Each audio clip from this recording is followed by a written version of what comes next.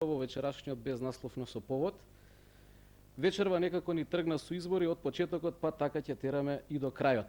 За разлика од досегашната тема која гласеше за локалните избори, од сега па во наредниве 30-40 минути ќе говориме на тема студентски избори или студентски избори 96-та, при што студентите во прв ред од Универзитетот Свети Кирил и Методи од Скопје ќе можат да ги слушнат кандидатите кои ќе ги предложат своите програми пред нив. Сега за сега има двајца регуларни, би рекол, кандидати или против кандидати и еден во резерва. Што значи тоа во резерва? Малку подоцна. Првиот кандидат е Велковски Диме, го поканувам да дојде. Господине Велковски, повелете. Добро вечер. Повелете. Вие сте роден 73-та година во Кавадарци, студирате на Земјоделскиот факултет во Скопје. Да. По азбучен ред, вие сте нашиот прв вечерашен кандидат кој што на свој начин ќе образложи својата програма. Имено тука пишува една ваква реченица која што би ве замолил да ја објасните. Сегашната влошена состојба на студентското движење и можноста за негово подобро организирање и остварување на вистинскиот лик на студентот. Фактички тоа ќе биде веројатно и вашиот основен постулат. Малку повеќе за ова, не е многу јасно. Ова влошена состојба е во тој смисол овде од мене кажана, бидејќи се мисли на од информативна гледна точка, бидејќи сегашната состојба на Сојуз на студенти во опширен смисол е доста слаба протежирана во околу 25.000 студенти, така да моја основна идеја беше за кандидатурата на председател на Сојуз на студенти на Нови универзитет е таа влошена состојба, односно неинформираност на Сојузот на студентите да се повеќе еволвира во самите нас, бидејќи исто и ние сме студенти.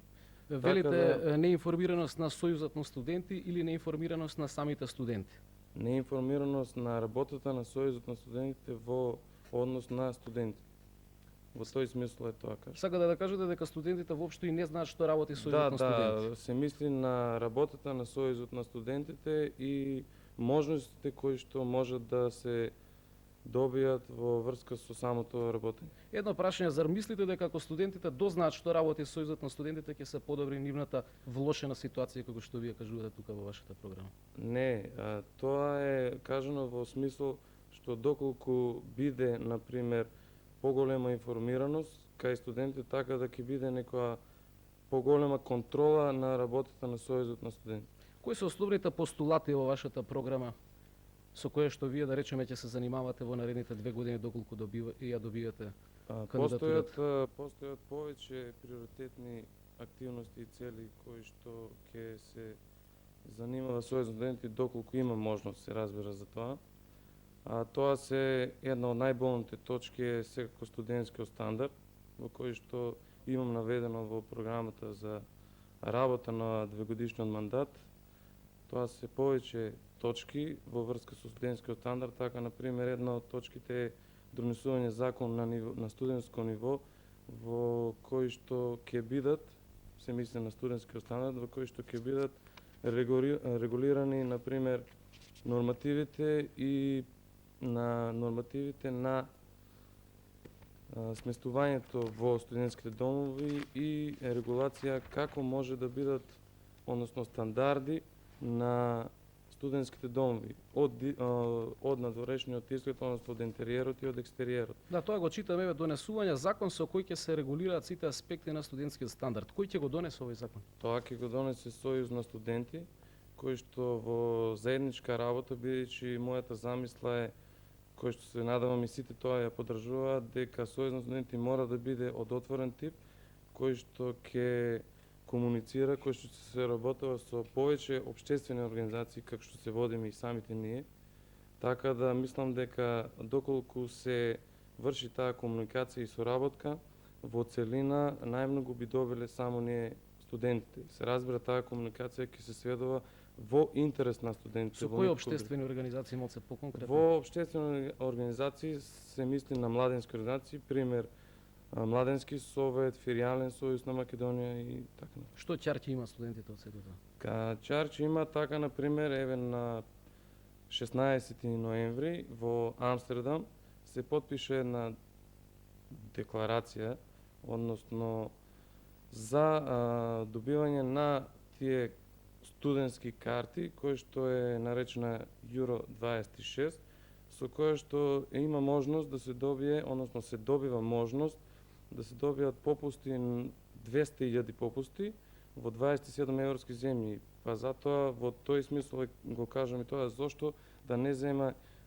соработка и нашиот сојуз на студенти во врска со тие добивање на тие карти. Така да, например, сојуз на студенти, односно сите студенти на матични факултети, кога се апсолвира, некои студенти, односно голем број на студенти имаат можност да одат на апсолвентски екскурзии, така да попустите се добиваат со таа картица во смисла на посетување на музеи Во странството. Да. Повелете. Браво. Здраво. Господинот Петровски нема пред себе, барем за сега програма, ја има во себе, меѓутоа исто така во себе и со околината има еден проблем, имено тој исто така беше еден од луѓето кој што можеше да влезе во кандидатура за избор на председател на Сојуз на студенти, но тоа не се случи. Зошто? Видете, според изборната комисија, јас за сега не сум кандидат. Меѓутоа, според моите разбирања, јас не се сомневам дека сум кандидат и проблемот кој мене ми го наметна изборната комисија, за кој на широко веќе се дискутира во јавноста во Македонија, јас барам решение со тоа што покренав жалба, се жалам пред статутарниот одбор на Сојузот на студенти, кој според статутот, кој е врвен документ на Сојузот на студентите, е предвиден како тело кое што ги штити правата на студентите и на членовите на Сојузот на студентите. Според статутот мене ми се повредени статутарните права според точка, односно член 7, каде што се предвидува права на секој член да биде биран и да бира. Комисијата, како што знаете, мене ми го укина и ми го ускрати правото да бидам биран, затоа јас се жалам до статутарниот одбор и мислам дека според член 24 од истиот статут ги исполнувам условите, затоа што јас приложив 2 печати од матични факултети и воопшто не знам зошто мојата кандидатура е одбиена. Сега, има некакви инсинуации дека според правилникот, според точка 3 или според точка 6 мојата кандидатура е одбиена, јас со тоа не се сложувам. И затоа јас поднесов приговор. Приговорот, ако во законски рок не ми биде одговорено, јас правдината ќе ја барам на суд. И додека судот не ми одговори негативно, јас ќе сметам дека јас сум член, односно кандидат. И така и ќе се однесувам. Да, меѓутоа изборите се за некои 13 дена, ако не се лажам. Да, моите адвокати ќе бараат времена мерка стопирање на изборите, затоа што според она што го имаме ние како тежина во нашиве образложенија, мислиме дека можеме да стигнеме до таа мерка и нормално да се, според мене, мислам доколку судот го одобри тоа, да одиме на поништување на одлуката за избори, комисијата си даде целосна, 5-члената комисија да си даде оставка и штом ќе си даде оставка таа комисија, да се оди на генерално собрание, прво да се изгласаат критериуми според кои ќе се оди на избори и кога критериумите ќе бидат чисти, кога нема да остават дупки какви што сега ги има, да кажеме точка 3 од основниот правилник, точка 2. Едноставно кога се тоа ќе се расчисти, тогаш можеме да одиме на избори, да кажеме дека одиме на демократски избори. Сепак тука се работи за популација која не е мала, 25.000 студенти, и мислам дека тука е всушност прашање кремот на интелигенцијата во Македонија. Ако ми дозволите, бидејќи вие кажувате дека има одредени неправилности, а господинот Пехчевски е во рамките на Сојузот на студенти, работи таму, вие сте фактички еден негов активен член, па се согласувате со ова што го кажува вашиот против кандидат или не? Ова е многу добро прашање. Можем да кажам само дека за оваа работа постои изборна комисија и навистина ми е жал што некој член од изборната комисија не поканивте во емисијата, за да би он детално објаснил кои се критериумите, како се критериумите, јас не ги носам, не е проблем, можеме да ги прочитаме И јавно. јас ги носам. Така. Така да мислам дека Како ги толкувате, иначе да ги прочитаме, видите можеме како јас да ги против прочитам и ги так, прочитам. како потенцијален, нели? Против кандидат, говорам за Филип Петровски, можам да кажам дека навистина како личност мене ми е жал што тој не е против кандидат, бидејќи студентите би имале можност да бираат помеѓу тројца против кандидати, значи рамноправно би се тркале во таа претседателска изборна трка. Од друга страна, изборна комисија си има и таа требаше да биде поканета и да каже во што е работата, зошто е Филип Петровски одбиен, јас не можам за тоа да говорам. Едно прашање до тројцата, значи заедничко прашање. Одамна веќе преовладува едно мислење, една реченица дека се врти некоја политика во рамките и на факултетите и во рамките на Сојузот на студенти, па и околу изборот на ректор кој што знаеме како помина. Па се согласувате ли вие со тоа дека има некоја политика, политичка борба, политичка позадина и се до тоа? Вака, од мене лично, како има многу написи во вестници, поготово Дневник, Вечер, Фокус, така натаму. Некои се од нас тројцата, некои се декларирани како дека се членови на партии. Не можам да зборам дека се членови на партии, не знам. Зборам само со факти. Можам да зборам само за мене. Не сум во никоја политичка партија, дури имаше и некои, така се правеа некои шали помеѓу студентските кругови, независен кандидат. Но меѓутоа се насетува индикации дека може, но не верувам и неблагодарно е да се вметне политика помеѓу нас. Сепак ние сме студенти. Велите се насетува, меѓутоа неблагодарно да се прогнозира. Значи, Мислам, нешто се бидејќи насетува. таков е периодот, локални избори, овакви избори, онакви избори, се насетува, се кружи такви муабети, меѓутоа не верувам, не сакам да поверувам и неблагодарно од тој аспект. Господин Пекчевски, Вака, сметам дека целата исполитизираност на овој настан, односно настанот за избор на председател на Сојуз на студенти, ја наметна некој од јавните медиуми, не сакам да напомнам кој. Конкретно се работеше, најчесто беше спомнувано и моето име како името на Филип Петровски. Моето име како член на СДСМ. Тука сум дојден во безнасловно со повод и тоа да го демантирам. Немам партиска книжка, не сум член на ниједна партија. Господ знае. Понатака, кога ќе завршам со студиите, може би ќе се определам. Меѓутоа сега, немам партиска книжка, уште еднаш повторам, и не сум член на ниједна партија. господин Петровски, вие? Што се Околу десува до мене, политиката? јас би го коментирал малку поопширно, ако ми дозволите ова прашање, бидејќи многу инсинуации се случуваат и мене ми е многу чудно што, например, еве, сите сакаат да се оградат од политичка партија, од политичка припадност. Еве да кажеме сега, нели имаме избори на Сојуз на студенти, па да не се вмешува политиката, да го тргнеме сето тоа на страна. Јас само би се надоврзал на тоа дека од политиката се оградуваат и припадниците на јавните организации, да кажеме во внатрешни што работат, војската, ако се оградат и студентите, јас не знам на кого ќе му остане правото политички да биде определен. И мислам дека ќе бидеме наивни ако устврдиме дека во оваа борба не е вмешана нели и политиката. Многу добро знаете што се случуваше за изборот на ректор на универзитетот и какви се не игри беа наметнати, во кои што морам да напомнам дека Сојузот на студенти активно се вклучи преку транспарентниот предводник кој нели одговара за Сојузот на студенти, Тони Мирчевски. И мислам дека тоа ви е јасно. И што се однесува до тоа, јас нема да се оградам, јас сум член на ВМРО ДПМН, меѓутоа мене тоа право ми го дава Уставот. И јас го користам Уставот на Република Македонија и правата што ми ги возможува, нели, за слободно размислување, волја и действување, и јас сум определен.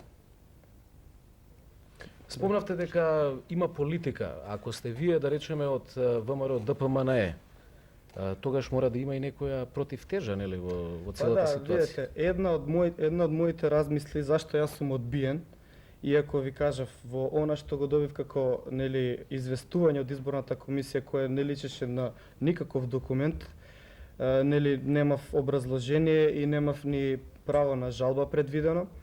И според она што јас го размислувам, сметам и според она што го знам како стојат работите во Сојузот на студентите, сметам дека можеби мојата кандидатура е одбиена баш затоа што сум и политички определен.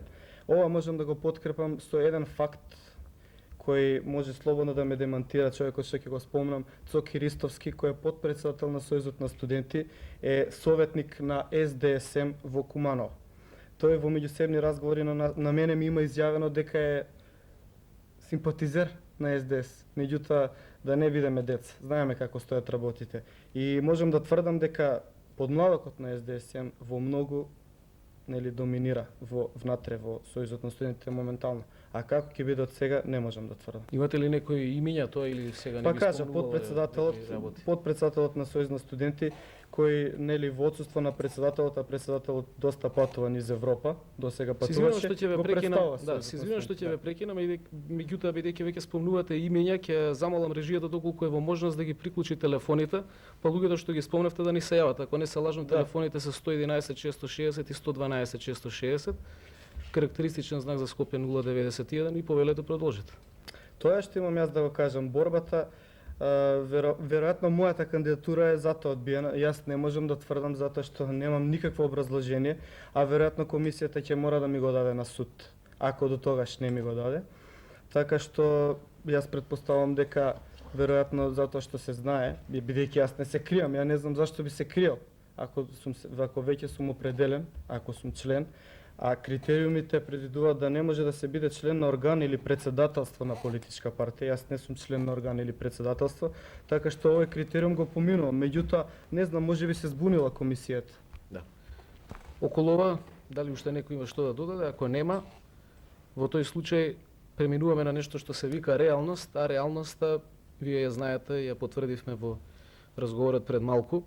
Имено прочитав еден податок кој што барем за мене делува грозоморна. Податокот е дека само 10% од студентите излегувале до сега на гласање, па дури некогаш помалку, некогаш повеќе, меѓутоа средната бројка е 10%. Околу 25.000 студенти, значи 10% скромни 2.500 студенти. Една моја колешка утре во рамките на телевизискиот дневник ќе пушти една анкета каде се анкетирани 30 студенти. Овие денови прашани се за вашите имиња и презимиња, дали знаат кои се луѓето кои што се кандидирани, само двајца тројца спомнале некој од вас, што е вториот поразувачки податок, барем за мене. Па би ве запрашал сега, ако не е само кариеризмот во прашање, кој е мотивот да се биде председател на таква една организација каде што само 10% се заинтересирани за работата на самата организација? Во потполно се слагам со вас. Точно е тоа дека 10% излегуваат само на гласање. Тоа е поради тоа доколку во првото мое излагање, затоа и тоа го наполнав, тоа се должи само на неинформираноста на студентите, дека некои студенти можеби не ни знаат дека постои Сојуз на студенти. Тоа е можеби, мислам, дека е тоа бидејќи Сојуз на студенти до сега е во некој начин од затворен тип. Затоа и реков пред неколку минути дека Сојуз на студенти мора да биде отворена организација која што ќе се работува со слични организации кои што ќе допринесе само нешто, односно многу за нас студентите. Само поради тоа е тоа, само поради неинформираност и ништо друго. Да ви кажам право, немам таков впечаток дека студентите не се информирани. Во контактите со нив добивам впечаток дека тие размислуваат за вашата организација како организација каде што си се пикнале група на луѓе кои што си патуваат низ светот и добиваат дневници. Тоа е поради тоа. Така. Кажав јас, ево, например, постојат такви работи и затоа и студенти се незадоволни. Така да, например, имаше сега една екскурзија, така наречена, 8 души беа во Брисел. Имаше ли потреба баш 8 да бидат? Сакам тоа да го напоменам. Јас не сум бил посредно сум вклучен во Сојуз на етика како председател на матична организација на земјоделскиот факултет, така да според мене нема потреба. Двајца веројатно бија завршили истата. Двајца, тројца, бидејќи се одеше со рентакар, која кошта толку и толку пари, не знам лично, но меѓутоа рентакар се знае што е. Така да и затоа напомнав тие некои картици, бенефиции кои што ги нуди, така да еден авиотранспорт до Брисел, колку што знам јас е 635 марки, така да постои можности и тоа е реалност дека може да се отиде и со 400 марки, кои што ако одедат двајца, тројца, би коштало многу помалку отколку 8 души. Сигурно. Да, господине Пекчевски, вие повелете. Па вака, во поглед, односно во контекст на ова прашање, да се надоврзам на Димо во врска со тоа дека 8, на вистина бевме 8. Јас бев еден од членовите на делегацијата која што отиде таму. Меѓутоа не можам нормално, бев против. Бев против, дури не сакав да одам еден момент кога разбрав дека ќе одиме 8 души. Но сепак отидовте. Сепак отидовме, меѓутоа не можам да разберам зошто се конкретно се напаѓа тоа дека 8 души отишле поради тоа што знаете многу колега Велковски дека и вие бевте еден од можните кандидати да одите за Брисел, меѓутоа Да. не добивте. Добро, тоа не е толку голем проблем. Не, Од Младински видете, совет отидоа видете. 40 луѓе во Так, Соединетите так, американски не, држави. проблем е, Само- само проблем е, една- извинете, Вие сте ако биле може да само се 8, искажам, така што не е проблем настанува поради тоа што се работи за финанси. А финанси знаеме дека многу подобро би се искористиле доколку не би оделе 8 души, доколку би оделе 20 или 3. Таму, каде што бевме, само да не напомнам бројка, мал број луѓе работе, додека другите се така. Така да можам за себе да зборам, не можам за другите да зборам.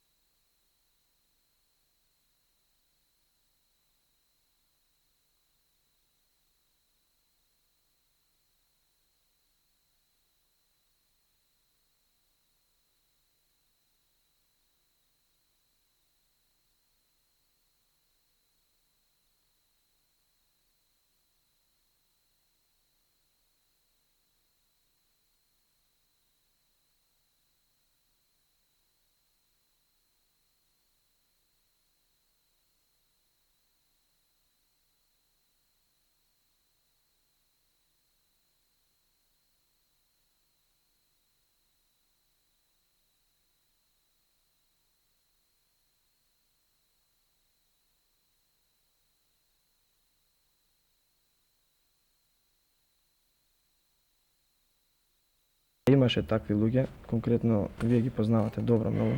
Бидејќи сте во Сојузот, дали се побунивте против една таква состојба која што сте ја забележале? Па видете, нормално. Меѓутоа, не можам да речам да кажам дека не најдовме одговор. Сето тоа беше така на еден начин, ете, ќе одат 8 души, нема да одат, ќе одат, нема да одат, на крај се случи да отидат. Јас не сакав да одам, лично, од лични причини, поради тоа што и 8 души нормално, тоа е голема делегација. Таму беа присутни, да речеме, од 26 европски земји, делегати кои што бројот не наминуваше над 3. Значи, фактите говорат. Македонија си е Македонија. Само сакам да напоменам во врска со моето претходно излагање дека не сум јас против тебе, колега Пехчевски, ниту пак против било кој како личност. Јас имам замерка во однос на работењето на Сојуз на студенти, во однос на тие финанси кои што се потрошени. Само тоа ми беше мојата замерка, така да не сакам да јас имам замерка дека изгледа дека јас против тебе и така натаму и така. Апсолутно тоа не го сваќам дека сте против мене, ја мислам дека конкретно се надпреваруваме во нашите програмски планови. Нормално, да. Меѓутоа, Добро. и јас се слагам со вашето мислење. Господинот Петревски и на него да му дадеме шанса. Добро, јас ќе одговорам на вашето прашање. И за тие 10%, нели, од тука тргнавме? Сеќавам беше стигнавме до Брисел. мотивот за кандидирање и 10%. Да. Видете, точно е дека 10% од студентите излегуваат. Не верувам дека овој пат ќе бидат 10, може ќе бидат 20%. Меѓутоа, сепак и 20% е една минимална бројка. 5000. Да, од 25.000. Сега, основниот проблем што на мене ми се создаде кога јас се кандидирав беше од бирократска природа. Статутот според член 24 предвидува 2 печати или 5 потписи од представници во собрание. Мене не ми е јасно, например, според Уставот на Република Македонија, група граѓани може да кандидира председател, нели, на Република Македонија. А Уставот, односно статутот на Сојуз на студенти не предвидува таква клаузула, што значи дека ги стеснува правата на студентите. По тој основ јас најверојатно ќе се обратам на Уставниот суд и ќе ја спорам валидноста на статутот. Меѓутоа, сега за сега морав да го прифатам начинот на кој што се одвиваат нештата и побарав печати. И се соочив со една многу трагикомична ситуација, за која што сакам да проговорам јавно, нели македонската јавност треба да знае, да печатите бидат соберени, узурпирани или не знам како да кажам, одземени, затоа што, ако добро се сеќавате, конкурсот е распишан на 12 ноември, а Драган Пехчевски отиде за Брисел на 17 ноември. Значи 18 ноември. Значи имаше 5 дена време да ги собере сите печати.